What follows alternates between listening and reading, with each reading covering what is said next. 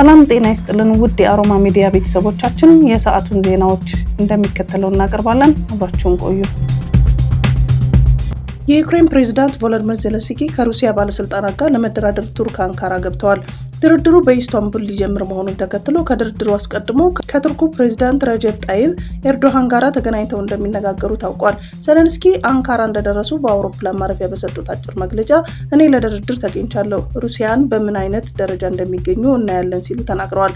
በተጨማሪም ዜሌንስኪ የዩክሬን ልዑክ አባላት ከውጭ ጉዳይ ሚኒስቴር፣ ከፕሬዝዳንት ጽሕፈት ቤት፣ ከጦር ኃይሉና ከሁሉም ደህንነት ዘርፎች የተውጣጡ ተወካዮችን ያካተተ ነው ማለታቸውን ሲኤንኤ ዘግቧል። ሩሲያ ለድርድሩ የምትከተለውን የልዑካን ቡድን ስብጥር ይፋ ማድረጓ ይታወሳል። ይሁንና ዜሌንስኪ ከሩሲያ አቻቸው ቭላዲሚር ፑቲን ጋር በአካል ለመገናኘት ፈቃደኛ መሆናቸውን ቢገልጹም ክሬምሊን ግን ፑቲን ለድርድሩ ወደ ቱርክ እንደማይጓዙ አሳውቋል።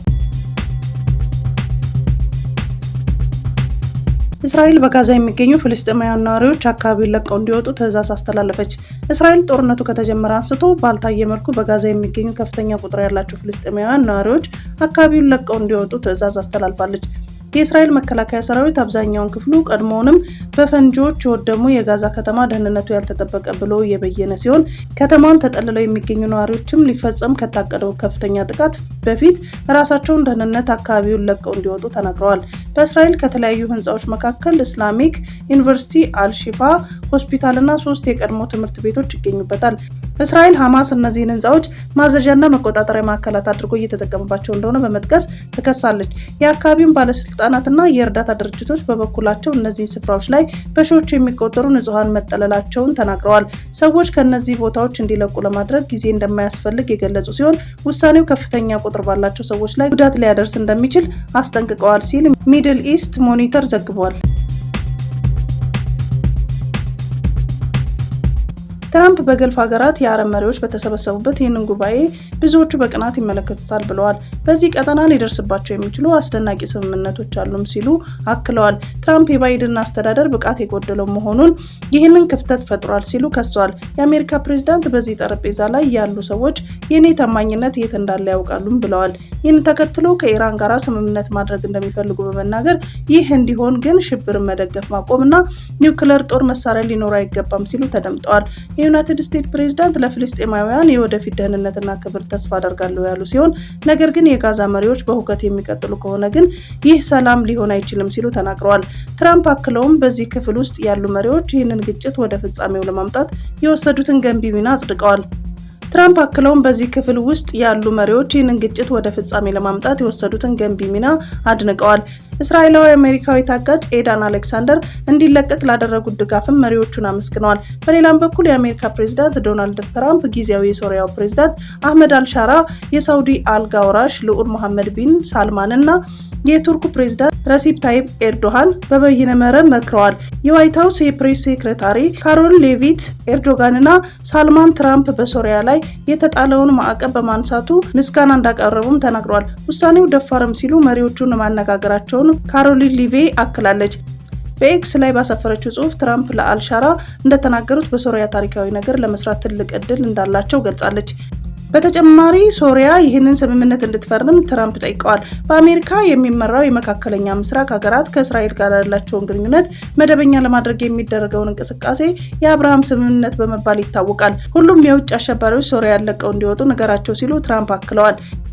የሩሲያና የዩክሬን ጦርነትና የጋዛ ጦርነትም ውይይት መደረጉ ሌቪ የገለጸች ሲሆን የሶሪያ መሪ አልሻራአ ለመሪዎች ሶሪያ በምስራቅና በምዕራብ መካከል ወሳኝ የንግድ ትስስር እንደምትሆን ተስፋ እንዳላቸውም ተናግረዋል። በሱዳን ዋና ከተማ ካርቱም የኤሌክትሪክ ኃይል መቋረጡን አጋጥሟል። የሱዳን ኤሌክትሪክ ኃይል አቅራቢ ፈጥኖ ደራሽ ኃይሉ በሁለት የኃይል ማዕከሎች ላይ የተፈጸመው የድሮን ጥቃት የእሳት አደጋ መከሰቱና በካርቱም የኤሌክትሪክ ኃይል እንደተቋረጠም ገልጿል። ፈጥኖ ደራሽ ኃይሉ የድሮን ጥቃት በአል ማርካት ሰብስቴሽን እና በኦምዱርማን ከተማ ባለ የኃይል ማሰራጫ ላይ እሳቱን ለማጥፋት የማህበረሰብ ጥበቃ ኃይሎች ጥረቶች እያደረጉ ነው ሲባል ስለደረሰው ውድመት ምርመራ ይጀምራል ተብሏል። የሱዳን ፈጥኖ ደራሽ ኃይል ዋና ከተማዋን ካርቱምን በሱዳን ጦር ከተነጠቀ በኋላ በቅርቡ በሀገሪቱ ብዙ ቦታዎች የድሮን ጥቃቶች እየፈጸመ ይገኛል። ሩሲያ ከዩክሬን ጋር ለሚደረገው የሰላም ድርድር የተደራዳሪዎቿን ስም ይፋ አድርጋለች። የሩሲያ ፕሬዝዳንት ቭላዲሚር ፑቲን ከዩክሬን ጋር ለሚደረገው የሰላም ድርድር ተደራዳሪዎችን ይፋ ማድረጋቸውን ተከትሎ እርሳቸው እንደማይገኙ ተረጋግጧል። በቱርክ በሚደረገው የሰላም ድርድር ቭላዲሚር ሜዲንስኪ የተደራዳሪው ልዑል መሪ የሆነውን በፕሬዝዳንት ፑቲን ተመርጠዋል። የሩሲያ ምክትል የውጭ ጉዳይ ሚኒስትር ሚካኤል ጋሉዚን፣ ምክትል የመከላከያ ሚኒስትሩ አሌክሳንደር ፎሚን እንዲሁም የሩሲያ ጦር ኃይሎች የሰራተኞች ኃላፊ ኢጎር ኩትኮቭ ሩሲያን በመወከል በቱርክ ይገኛሉ። በዚህ የሰላም ድርድር ላይ ፕሬዝዳንት ቭላዲሚር ፑቲን ይገኛሉ ተብሎ ቢጠበቅም የማይገኙ በመሆኑም የአሜሪካ ፕሬዝዳንት ዶናልድ ትራምፕ እንደማይገኙ መታወቁን ሮይተርስ እና ታዘግቧል። ህወሓት ለአፍሪካ ህብረት ኮሚሽን አቤቱታ አስገባ። የፕሪቶሪያል ስምምነት ለ2 ዓመታት በትግራይ የነበረውን አውዳሚ ጦርነት ማስቆሙን በመጥቀስ የጀመረው ህወሓት ስምምነቱን የግጭቱ ስረ መሰረት በመንቀል ዘላቂ ሰላም የማምጣት ዓላማ እንደነበረው አስረድቷል። ይሁንና የኢትዮጵያ ብሔራዊ ምርጫ ቦርድ በዚህ የፕሪቶሪያል ስምምነት ላይ አደገኛ ፈራሚ የሆነው ህወሓት ህገወጥ በማለት መፈረጁን ከስምምነቱ መሰረተ ሀሳብ እንደሚጣረስ አስታውቋል። በፕሪቶሪያል ስምምነት ላይ አንደኛው ለሌላኛው እውቅና እንደሚሰጡ መስፈሩን ያወሳው ህወሓት የፓርቲውን መሰረዝ በሰላም ሂደቱ ላይ ተጽዕኖ እንደሚያመጣ አስረድቷል። በመሆኑም አንደኛ በፕሪቶሪያል ስምምነት ላይ የማደራደር ሚና የነበራቸው አካላት አስቸኳይ ስብሰባ እንዲጠሩ፣ ሁለተኛ ጉዳዩን በሚቀጥለው የአፍሪካ ህብረት ሰላምና ደህንነት ምክር ቤት ስብሰባ ላይ በአጀንዳነት እንዲቀርብና ሶስተኛ እነዚህ ሁለት ነገሮች እስከሚከናወኑ ድረስ የኢትዮጵያ መንግስት የምርጫ ቦርድ ውሳኔ ከማስፈጸም እንዲቆጠብ ጫና እንዲደረግበት ለአፍሪካ ህብረት ኮሚሽን ኮሚሽነር በጻፉት አቤቱታ ላይ ጠይቋል። ኢትዮጵያ በፕሮጀክቶች መቋረጥ በአመት 43 ቢሊዮን ብር እያጣች መሆኑን ኢንስቲትዩቱ አስታወቀ። ኢትዮጵያ የከሰምና የተንዳሆ የስኳር መስኖ ልማት ፕሮጀክት ስራ በማቆማቸው በአመት 43 ቢሊዮን ብር እያጣች መሆኑን የኢትዮጵያ ፖሊስ ጥናት ኢንስቲትዩት አስታወቀ። ኢንስቲትዩቱ በመስኖ ልማት ፕሮጀክት የልማት አቅምና በፖሊሲ ጉዳዮች ዙሪያ ባደረገው ጥናት በስኳር መስኖ ልማት ፕሮጀክት ሊለማ የታሰበውን ልማት ሙሉ በሙሉ ባለማምላቱ በግጭትና በተለያዩ ችግሮች ስራ በማቆማቸው ብልሽት ሲያጋጥማቸው ተጠግነው ቶሎ ለአገልግሎት ክፍት ባለማድረጋቸው ሀገሪቱ በአመት ማግኘት ያለባትን ገቢ እንዳታገኝ ማድረጉ ተገልጿል። በኢትዮጵያ ፖሊስ ጥናት ኢንስቲትዩት በግብርናና የገጠር ልማት ተመራማሪ ዶክተር መኮንን በቀለ ባቀረቡት የመስኖ ልማት ፕሮጀክቶች የልማት አቅምንና ፖሊሲ ጥናት ከሰም የስኳር መስኖ ልማት ፕሮጀክት 20700 ሄክታር መሬት ለማልማት ታስቦ የተገነባ ቢሆንም 2000 ሄክታር መሬት እያለማበት ነው ያለው ብለዋል።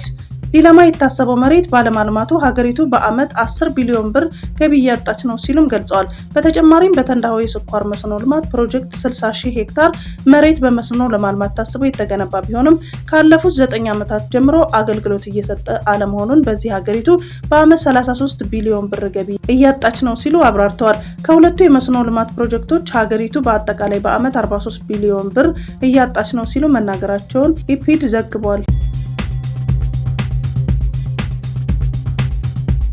የኢትዮጵያና ቻይና የሚዲያ ትብብር ለማሳደግ ያለመ መድረክ በአዲስ አበባ ዩኒቨርሲቲ ተካሂዷል። በመድረኩ የመንግስት ኮሚኒኬሽን አገልግሎት ሚኒስተር ዶክተር ለገሰ ቱሉ እና የቻይና ሬዲዮና ቴሌቪዥን አስተዳደር ሚኒስተር ሳኦ ጁሚን እንዲሁም ከፍተኛ መንግስት የስራ ኃላፊዎች ተገኝተውበታል። የመንግስት ኮሚኒኬሽን አገልግሎት ሚኒስተር ዶክተር ለገሰ ቱሉ የሚዲያ ትብብርን ወደ ስልጠና በማሳደግ ብቃትና ስነ ምግባር ያላቸው የሚዲያ ባለሙያዎችን ለማፍራት በጋራ በመስራት ይገባል ብለዋል። የሁለቱ ሀገራት ህዝብ ሊያስተሳስሩ የሚችሉ ተግባቦቶችን በማጠናከርና ምቹ የሆነን ከባቢን በመዘርጋት የሚዲያውን ዘርፍ ጥቅም ማሳደግ እንደሚጠበቅ ገልጸዋል። ኢትዮጵያና ቻይና በባህልና ታሪክ ረጅም ዓመታት ያስቆጠሩ ሀገራት ናቸው ያሉት የቻይና ሬዲዮና ቴሌቪዥን አስተዳደር ሚኒስተር ሳኦ ጁሚን ቻይና ከኢትዮጵያ ጋር ያላትን ትብብርና ትስስር ለማጠናከር በትኩረት እንደምትሰራ ተናግረዋል። በየጊዜው እያደገ ባለው የተሳሰረ ዓለም ውስጥ ሚዲያ እንደ ድልድይ ነው። በባህልና ታሪክ ሀብታም የሆኑትም ኢትዮጵያ እና ቻይናን ለማስተሳሰር ሚዲያው ከፍተኛ ሚና አለው ሲሉ የኢትዮጵያ ብሮድካስቲንግ ኮርፖሬሽን ምክትል ስራ አስፈጻሚ ዘላለም እንዳሻው ገልጸዋል። ምክትል ስራ አስፈጻሚው እንዳሉት የኢትዮጵያ ብሮድካስቲንግ ኮርፖሬሽን ይህንን ሚናውን በሚገባ እየተወጣ ይገኛል ብለዋል። በቀጣይም የሀገሪቱ የሚዲያ ስራ የሚያስተዋውቁና የህዝብ ለህዝብ ትስስር የሚያጠናክሩ ስራዎችን የመስራቱን ተግባር ሚዲያው አጠናክሮ እንደሚቀጥል ጠቁመዋል። በኢትዮጵያና ኬንያ ድንበር አቅራቢያ 4 ኬንያውያን ተገደሉ። ትናንት ሐሙስ ጠዋት ለተፈጸመው ለዚህ ግድያ የኬንያ ባለስልጣናት በኢትዮጵያ የሚገኙ የሙርሌ ጎሳዎች ተጠርጣሪ አድርገዋል። የአካባቢው አስተዳደር ሙስጠፋ ኬቦ ግድያውን መፈጸሙን አረጋግጠዋል። የሞቱት በቱርካና ሐይቅ አሳ አስጋሪዎች መሆናቸውን አስረድተዋል። አሳ አስጋሪዎቹ ስራቸውን ካከናወኑ በኋላ በተገኙበት ይህ ጥቃት ተፈጽሞባቸዋል የሚል ግምት እንዳላቸው አስታውቀዋል። የአካባቢው ነዋሪዎች የተኩስ ሩምታ መስማታቸውን እንደተናገሩትና ጥቃቱ የፈጸሙት ከኢትዮጵያ የመጡ የሙርሌ ጎሳ አባላት መሆናቸውን እንደገለጹ አስረድተዋል። በቱርካና ሐይቅ አሳ ማስገር መብት የተነሳ የኬንያው ቱርካናና የኢትዮጵያ ዳሳነች ጎሳዎች ከቅርብ ጊዜ ወዲህ ከፍተኛ ውዝግብ ውስጥ መግባታቸው ይታወቃል። ከጥቂት ወራት በፊት በዚሁ ውዝግብ የተነሳ ከ20 በላይ ኬንያውያን መገደላቸውን መዘገቡም አይዘነጋም። የኬንያው ፕሬዝዳንት ዊሊያም ሩቶ ይህንን አካባቢ በሚቀጥለው ወር ለመጎብኘትና ያለውን ውዝግብ በቅርበት ለመመልከት ማቀዳቸውን ዘገባዎች አስታውቀዋል። የአማራ ክልል ዳኞች በፖለቲካ ጉዳዮች ላይ በማንኛውም ማህበራዊ ሚዲያ ላይ ሀሳብ እንዳይሰጡ የሚከለክል ደንብ ወጣ። በአማራ ክልል የሚገኙ ዳኞች በፖለቲካ፣ በሃይማኖት ወይም አወዛጋቢ በሆኑ ማህበራዊ ጉዳዮች ላይ በየትኛውም ማህበራዊ ሚዲያ ሀሳብ እንዳይሰጡ የሚከለክል ደንብ ጸደቀ። ደንቡም በክልሉ የሚገኙ ዳኞች ሀሰተኛ ማህበራዊ ሚዲያዎች እንዳይጠቀሙ፣ እንዳይከተሉና አባል እንዳይሆኑ ይከለክላል። የዳኞችና የጉባኤ ተሿሚዎችን የስነ ምግባርና የዲሲፕሊን የሚመለከተው ይህ ደንብ የጸደቀው ከትላንት በስቲያ ማክሰኞ ግንቦት 5 ቀን 2017 ነው። ደንቡን ያጸደቀው የአማራ ክልል ጠቅላይ ፍርድ ቤት የዳኞች አስተዳደር አብይ ጉዳይ ደንቡን በዚህ ዕለት ጀምሮ ተግባራዊ እንዲሆን ውሳኔ አስተላልፏል። የአማራ ክልል ፍርድ ቤቶች የዳኞች አስተዳደር ጉባኤን ለማሻሻል በ2014 የወጣውን አዋጅ ለዳኞችና ለጉባኤው ተሿሚዎች የስነ ምግባርና የዲሲፕሊን ደንብ የማውጣት ስልጣን የሰጠው በጠቅላይ ፍርድ ቤት ስር ላለው አብይ ጉባኤ ነው። እስካሁን በስራ ላይ የቆየው የስነ ምግባርና የዲሲፕሊን ደንብ የወጣው በ2007 ዓ.ም ነበር። ይህ ደንብ በርካታ ጉዳዮችን ያካተተ ቢሆንም ግልጽነት የጎደላቸውን ጉዳዮች ይበልጥ ግልጽ ለማድረግ በአዲስ መልክ እንዲዘጋጅ መደረጉን የአማራ ክልል ጠቅላይ ፍርድ ቤት በትናንትናው ዕለት ባሰራጨው መረጃ አስታውቋል። አዲሱ ደንብ እንዲዘጋጅ ከተደረገባቸው ምክንያቶች አንዱ በቀድሞው ደንብ ያልነበረ የዳኞች ማህበራዊ ሚዲያ አጠቃቀምን ማካተት በማስፈለጉም እንደሆነ ፍርድ ቤቱ ገልጿል። የማሊ ጦር ሰራዊት ስልጣን ከያዘ በኋላ በተቃዋሚዎች ላይ እየወሰደ ባለው እርምጃ ወታደራዊ አስተዳደር በሀገሪቱ ያሉ ሁሉንም የፖለቲካ ፓርቲዎች አገደ። በመላው ሀገሪቱ ያሉ ፖለቲካ ፓርቲ አባላት ስብስብና ፖለቲካዊ ባህሪ ያላቸው ድርጅቶች በሙሉ ከእንቅስቃሴ ውጭ እንዲሆኑ ከወታደራዊ ቡድኑ ሁንታ ፕሬዝዳንት ጽህፈት ቤት ወጥቶ በሀገሪቱ መንግስት ቴሌቪዥን የተነበበው መግለጫ አስታውቋል። መግለጫው በ2020 እና በ2021 በማሊ በተደረገው መፈንቅለ መንግስት ስልጣን በጨበጡበት ወታደራዊ መሪ አስሚ ጎይታ የተፈረመ ሲሆን ወታደራዊ መሪው ምርጫ ተካሂዶ ስልጣን እንደሚያስረክቡ ቃል ገብተው የነበረ ቢሆንም ቢያንስ ለቀጣይ 5 ዓመታት በመንበራቸው ላይ ይቆያሉ እየተባለ ነው።